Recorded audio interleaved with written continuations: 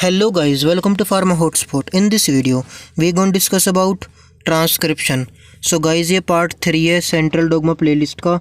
अगर आपने फर्स्ट और सेकंड पार्ट अब तक नहीं देखा है तो जाके वो देख लीजिए, बिकॉज वो दोनों पार्ट इस वीडियो में काफ़ी हेल्प करेंगे. आप इस आई आइकन पे क्लिक कर सकते हैं और उस पार्ट को देख सकते हैं. In the first part we discuss about the DNA and RNA, उसके कुछ इंपॉर्टेंट पॉइंट्स लाइक उसके functions and structures. DNA RNA के दोनों कंपैरिजन भी हमने करा था उस वीडियो में. इन द सेकंड पार्ट हमने बताया था कि how the DNA replicate, how the one copy of DNA is replicate to many other copies. So वो भी काफ़ी इंटरेस्टिंग है. So let's begin the third part of central dogma playlist.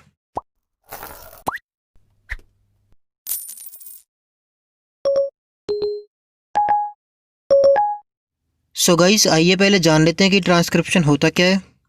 So it is a process of making a copy of genetic information stored in DNA strand into a complementary strand of RNA, जिसको हम बोलते हैं mRNA, with the help of RNA polymerase. So guys इसमें क्या है कि एक process है of making a copy of genetic information. So हम एक और जेनेटिक इन्फॉर्मेशन कॉपी बना रहे हैं जो कि डीएनए में स्टोर्ड है into complementary strand of RNA. So हम जो वो सारा डाटा है, जो भी डीएनए के अंदर जो भी इंफॉर्मेशन है, वो सारा डाटा हम एक आरएनए, एक सिंगल स्ट्रैंड में कन्वर्ट कर रहे हैं.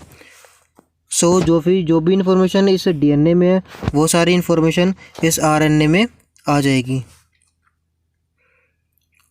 उसके बाद जो नेक्स्ट है हमारे पास वो है कि आरएनए हमने बना तो लिया डीएनए से, पर उसका रोल क्या है, कि why the RNA is important. First जो पॉइंट है वो है एनकोड्स फॉर प्रोटीन, क्योंकि आपको पता है कि फर्दर वो प्रोटीन में कन्वर्ट होगा, ठीक है, अकॉर्डिंग टू देयर फंक्शन. जैसे कि कैरेटिन और एल्बुमिन और बहुत सारे अलग अलग प्रोटीन होते हैं, तो वो सारे किस कैटेगरी में जाना है, वो सारा जो डाटा फीड है वो आरएनए के अंदर फीड है. उसके बाद अगर हम बात करें कि एक और फंक्शन इसका, जैसे कैरीज मैसेज फ्रॉम डीएनए, कि डीएनए से मैसेज कैरी करके लाए कि हमको इस कैटेगरी में रहना है, हमको इस पार्ट के लिए अपने आप को डेवलप करना है. सो वो सारा डीएनए डिपेंड करता है. सो ये कैरी करा है इसने message from the DNA which control all of cellular activity like skin colour, I colour and genetically habit. तो फिर वो आगे फर्दर अपने आप को कैटेगराइज कर देगा, जैसे कि जो हमारा जेनेटिक आई कलर आ जाता है, ठीक है, और जेनेटिकली जो हमारा ब्लड ग्रुप है या फिर हमारा जो स्किन का कलर है, जैसे कि हमारा इंडियंस का व्हीटिश कलर होता है. सो वो सारा जेनेटिकली हमारे अंदर चलता आया है. उसके बाद अगर हम देखें कि सिंपली कि डीएनए आरएनए होता कैसा है. So in prokaryotes, so with the help of sigma factor जो आरएनए पॉलीमरेज है वो प्रोमोटर से बाइंड हो जाएगा. अब ये करेंगे क्या, ये डीएनए में एंटर करके, और जैसे जैसे ये प्रोमोटर साइट डीएनए के साइड जाएगी, ये जो हमारी आरएनए की चेन है वो इलोंगेट होती जाएगी, बड़ी होती जाएगी. Okay, in the termination point आप देख सकते हो कि चेन अब अलग हो गई है, और जो ये आपका प्रोमोटर है और आरएनए पॉलीमरेज है वो अलग हो गया है. And this is ready for the next RNA synthesize. So ये अगला आरएनए सिंथेसाइज करेगा एंड ये अलग हो जाएगा आरएनए. एंड ये मेनली 3 स्टेप होते हैं प्रोकैरियोट्स में: initiation, elongation, termination. In initiation RNA polymerase is bind with promoter with the help of sigma factor. And in elongation जैसे जैसे आपका आरएनए पॉलीमरेज मूव करता रहेगा towards the DNA, the RNA chain will elongate.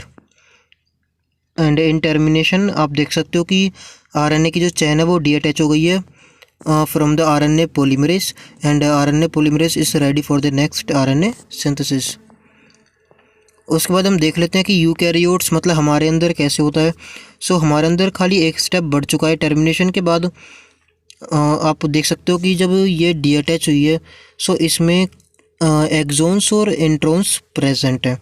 अब उसके बाद next step में क्या होता है, ये पूरा स्टेप को हम बोलते हैं कैपिंग. उसके बाद क्या होता है, जो हमारा एक्सोन्स है वो एक पर्टिकुलर एरिया में इकट्ठा हो जाता है। ओके, ये पर्टिकुलर एरिया में इकट्ठा हो गया है सारा, एंड उसके बाद ये सारे एक्सोन्स रिमूव आउट हो जाते हैं और हमारे पास बचता है एक सिंपली आरएनए। सो ये होता है यूकैरियोट्स में। आइए तो जानते हैं कि हम एग्ज़ाम्स में कैसे इसको अच्छे से एक्सप्रेस कर पाएंगे। सो बेसिकली ट्रांसक्रिप्शन में अराउंड 7 स्टेप होते हैं। सो जो फर्स्ट स्टेप है वो है binding of RNA polymerase to DNA duplex.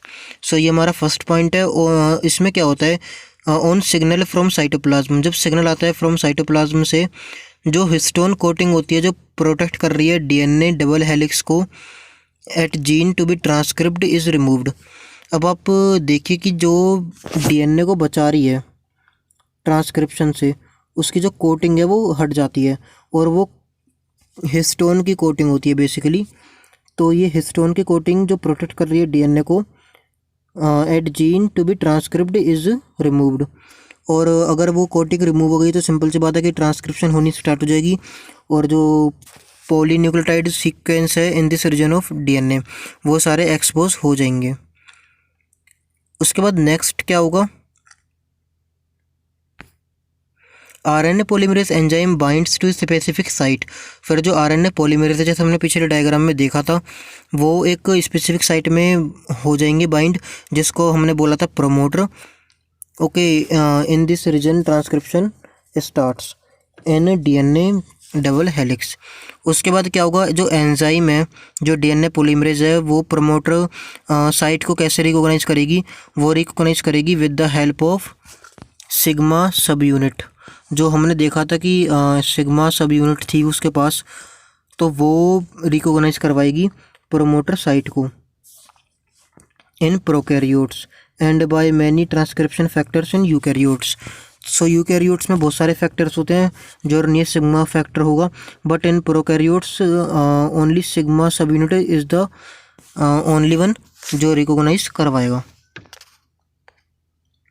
उसके बाद गाइज नेक्स्ट चलते हैं, the promoter site is located at 5' end of gene to be transcript. तो प्रमोटर साइट 5' एंड पे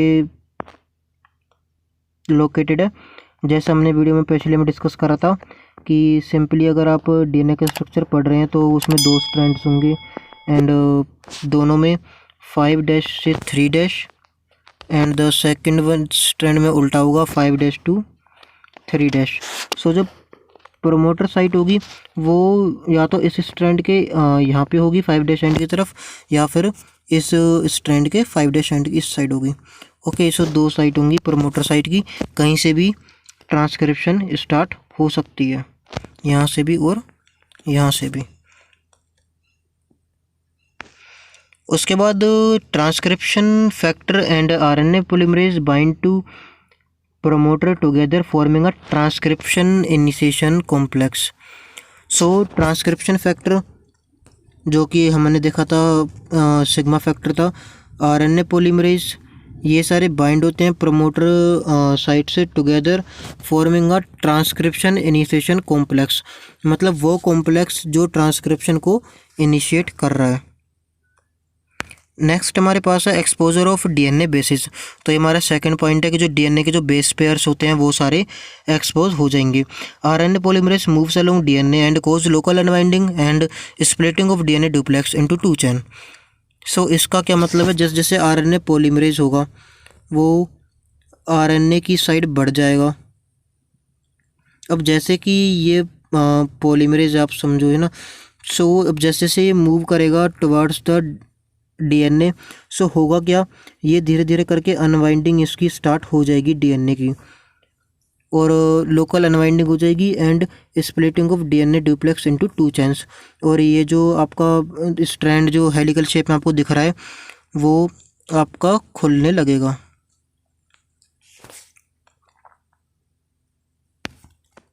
नेक्स्ट वन स्ट्रैंड है वो उसको बोलेंगे sense strand and the other strand is called antisense strand.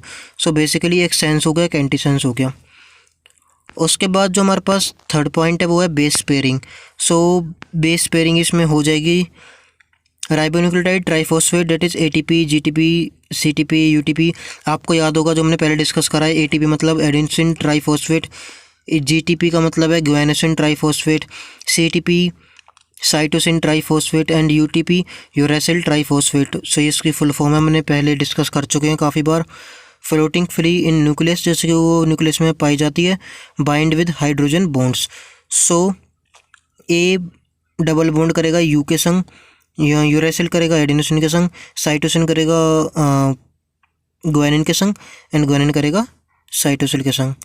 उसके बाद जो नेक्स्ट स्टेप है वो है कन्वर्जन टू राइबोन्यूक्लियोसाइड मोनोफॉस्फेट। तो जैसे देख सकते हो कि ये ट्राइफॉस्फेट है, ये ट्राइफॉस्फेट कन्वर्टेड इनटू मोनोफॉस्फेट। उसके बाद जो हमारे पास नेक्स्ट फिफ्थ स्टेप है वो है फॉर्मेशन ऑफ आरएनए चेन। धीरे धीरे आरएनए चेन बनने लगेगी with energy release from ribonucleoside. तो जैसे कि वो ट्राइफॉस्फेट में से जो मोनोफॉस्फेट में हुए हैं, जो उसने फॉस्फेट ग्रुप अपने रिलीज़ करे हैं, एनर्जी रिलीज़ करी है, सो वो यूटिलाइज होगी in making the RNA chain longer. और ये स्टेप को कैटेलाइज करेगा डीएनए पॉलीमरेज। फिर है सेपरेशन ऑफ आरएनए चेन बन चुकी है, अब उसका सेपरेट होने का टाइम हो गया है, अब उसकी सेपरेशन स्टार्ट हो जाएगी। When polymerase reaches a termination point, जब वो टर्मिनेशन पॉइंट में पहुंच जाएगा, it leaves the DNA. In the next step जो है return of DNA segment to original form. अब जो डीएनए में जो थोड़ा बहुत मॉडिफिकेशन आया है वो सारा उसकी ओरिजिनल फॉर्म में हो जाएगा।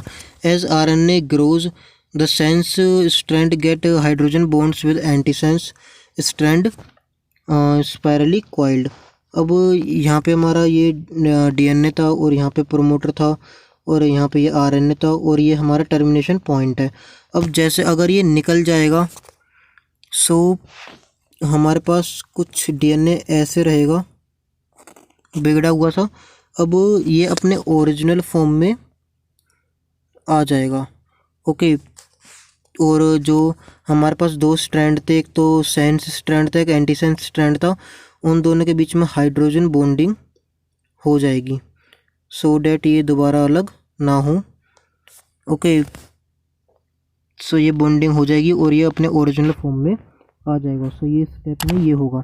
उसके बाद अगेन जो हमारे पास promoter region with its sigma factor जो अलग हुआ था और जो आरएनए अलग हुआ था, आरएनए चला जाएगा प्रोटीन के लिए और जो ये प्रमोटर है वो अगेन एक और आरएनए सिंथेसिस के लिए रेडी है और ये अगेन दोबारा किसी और डीएनए या फिर सेम डीएनए पे एक्ट करेगा एंड अगेन द प्रोसेस वो सारी चलती रहेगी, अनवाइंडिंग होती रहेगी and the RNA chain become longer and longer and after that it detach from the DNA। सो ये सारा प्रोसेस है, बेसिकली 7 स्टेप्स में पूरी ट्रांसक्रिप्शन है। अब कुछ पॉइंट्स हैं जो आपको याद रखने पड़ेंगे इन प्रोकैरियोट्स, उसके बाद हम डिस्कस करेंगे इन यूकैरियोट्स। दोनों में आपको कुछ पॉइंट्स हैं जो याद रखने पड़ेंगे। जैसे कि पहला पॉइंट है RNA polymerase bind to promoter and initiate transcription by opening of helix and continuous elongation. जो आरएनए पॉलीमरेज है वो बाइंड होगा प्रमोटर से और इनिशिएट करेगा transcription by opening of helix. जो हेलिकल उसका स्ट्रक्चर है उसको ओपन करेगा और एलोंगेशन को कंटिन्यू करेगा। Once the polymerase reaches the termination region mRNA falls off. जैसे वो टर्मिनेशन पॉइंट पे पहुँचेगा, जो एमआरएनए है वो डीअटैच हो जाएगा and so also RNA polymerase भी डीअटैच हो जाएगा। रिजल्ट क्या होगा कि टर्मिनेशन ऑफ ट्रांसक्रिप्शन वहीं पे रुक जाएगी। जितनी एमआरएनए चेन बन चुकी है उससे आगे नहीं बनेगी और वो वहाँ से डीअटैच हो जाएगी। RNA polymerase catalyse elongation. जो आरएनए पॉलीमरेज है वो कैटेलाइज करेगा एलोंगेशन को। इट एसोसिएटेड विद इनिशिएशन या फिर हम बोलते हैं sigma factor and terminator factor to initiate and terminate transcription. So RNA polymerase है वो कैटेलाइज करता है एलोंगेशन को और ये एसोसिएट होता है विद द इनिशिएशन फैक्टर या फिर टर्मिनेशन फैक्टर, जो कि इनिशिएट और टर्मिनेशन करेगा ट्रांसक्रिप्शन का। नेक्स्ट सेम डायग्राम्स अगर आप भूल चुके हो तो ये हमने डिस्कस करे थे स्टार्टिंग में वीडियो के कि ये प्रमोटर साइट है जो with the help of sigma factor RNA polymerase में अटैच हो गया है। सो आफ्टर डैट ये हेलिक्स में एंटर करेगा and the unwinding and elongation starts and after that the RNA detach and the RNA polymerase detach. उसके बाद ये रेडी है अगले फर्दर एमआरएनए के लिए। एंड अगर हम बात करें यूकैरियोट्स में तो इसमें एक स्टेप एक्स्ट्रा होता है। इसमें क्या होता है, जब आरएनए डीअटैच होता है तो उसमें नॉन फंक्शनल एक्सोन्स और इंट्रॉन्स प्रेजेंट होते हैं जो कि रिमूव आउट होते हैं और ये सारे को हम बोलते हैं कैपिंग। आइए देखते हैं कि हम यूकैरियोट्स में ये पॉइंट्स कैसे लिखेंगे। So there are mainly 3 RNA polymerase in nucleus. जो आरएनए पॉलीमरेज 1 है वो ट्रांसक्राइब करेगा रिकॉम्बिनेंट आरएनए को, या फिर हम शॉर्ट में बोलते हैं आरएनए। जो आरएनए पॉलीमरेज 2 है वो ट्रांसक्राइब करेगा precursor of mRNA. Precursor of mRNA का मतलब क्या है, यहाँ पे जो भी एमआरएनए को बना रहा है, ओके, जो भी इसको बना रहा है उसका जो प्रीकर्सर है, मतलब जहाँ से ये बन रहा है, उसको सिंथेसाइज करेगा। और एमआरएनए को कौन बना रहा है, hnRNA. So basically DNA polymerase 2 transcribes hnRNA और फर्दर एचएनआरएनए कन्वर्ट हो जाएगा एमआरएनए में। उसके बाद नेक्स्ट है वो है आरएनए पॉलीमरेज 3। तो ये रिस्पॉन्सिबल है for transcription of tRNA and sRNA. SRNA की फुल फॉर्म है स्मॉल न्यूक्लियर आरएनए और टीआरएनए की फुल फॉर्म है ट्रांसफर आरएनए। नेक्स्ट हमारे पास है primary transcript contain both exons and introns and are non functional. So जो प्राइमरी ट्रांसक्रिप्ट है उस पर एक्सोन्स इंट्रॉन्स दोनों होते हैं और वो नॉन फंक्शनल होते हैं। सो इस हमारे एक प्रोसेस है जिसको हम बोलते हैं स्प्लाइसिंग। अब स्प्लाइसिंग में होता क्या है, जो इंट्रॉन्स है वो रिमूव हो जाते हैं और जो एक्सोन्स है वो एक स्पेसिफिक पोजीशन में ज्वाइन हो जाते हैं। जैसे कि हमने डायग्राम में देखा था, जो एक्सोन्स थे, ये सर्कल वाले सारे एक्सोन्स हैं वो एक स्पेसिफिक पोजीशन पे ज्वाइंट है। तो ये सारा होता है स्प्लाइसिंग के अंदर। उसके बाद hRNA undergo specific processes called as capping and tailing. जो हमारे पास एचआरएनए है, जो हम बोलते हैं प्रिकर्सर ऑफ एमआरएनए, जो एमआरएनए को बना रहा है वो एचआरएनए, वो undergo by the specific processes जिसका नाम है कैपिंग और टेलिंग। और जो फुल्ली प्रोसेस्ड एचएनआरएनए उसका नाम है एमआरएनए, मतलब जिसका कैपिंग और टेलिंग हो जाएगी उसके बाद वो कन्वर्ट हो जाएगा एमआरएनए में। तो हम पहले देख लेते हैं कि कैपिंग और टेलिंग होती क्या है। In capping an unusual nucleotide is added to 5' end of hnRNA.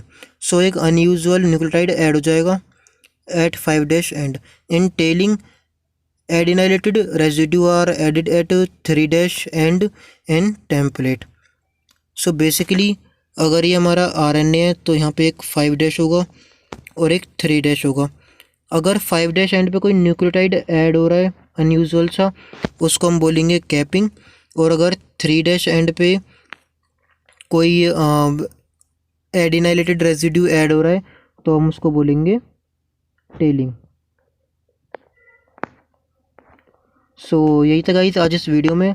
I hope you like it and if you like the video press the like button, and if you are new here, join us by subscribing the channel.